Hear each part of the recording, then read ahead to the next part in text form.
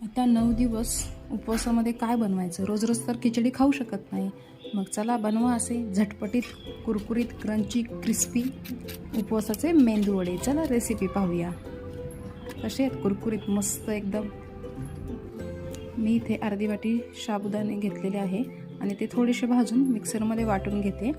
आणि तोपर्यंत पॅनमध्ये एक थोडंसं तेल टाकायचं आणि त्याच्यामध्ये मिरची आणि चिली फ्लेक्स टाकायचे. ते तडतडले की त्याच्यामध्ये लगेच पाणी टाकायचं, थोडंसंच टाकायचं पाणी.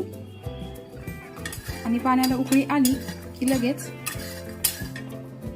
वरईचे तांदूळ किंवा काही काही त्याला भगर पण म्हणतात, अर्धी वाटी ते टाकायचं. मीठ पण टाकायचं, मीठ टाकायचं विसरायचं नाही. आणि थोडी मिरची जरा जास्तच टाकायची. आणि मस्त इथं हे असं घट्टसर झालं की ह्याच्यामध्ये थंड करून आपण साबुदाणा वाटून घेतलेला आहे तो टाकायचा. शेंगदाण्याचा कूट टाकायचा आणि एक मी पूर्ण बटाटा किसून टाकलेला आहे. आणि पनीर पण टाकायचं. नक्की तुमच्याकडे असेल तर टाकू शकता, पण पनीरने बाइंडिंग मस्त होतं. आणि हे सगळं एकत्र करायचं आणि नंतर त्याला थोडंसं तेल लावून आणि हाताला पण तेल लावायचं आणि त्याचे मस्त असे वडे बनवून घ्यायचे. एकदम छान होतात. आणि लगेच गरम गरम तेलामध्ये तळून घ्यायचे. पहा काय मस्त दिसत आहेत ते वडे. आणि खायला तर एकच नंबर.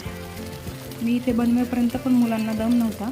मी इकडे बनवते तोपर्यंत त्यांचे वडे संपत पण होते. त्याच्यामुळे लगेच देवाला नैवेद्य ठेवून मी पहिले मुलांना वडे दिले खायला. आणि तुम्ही पाहू शकता काय मस्त दिसत आहेत. त्यानंतर मी सगळे वडे गोल्डन ब्राऊन होईपर्यंत मस्त तळून घेतले.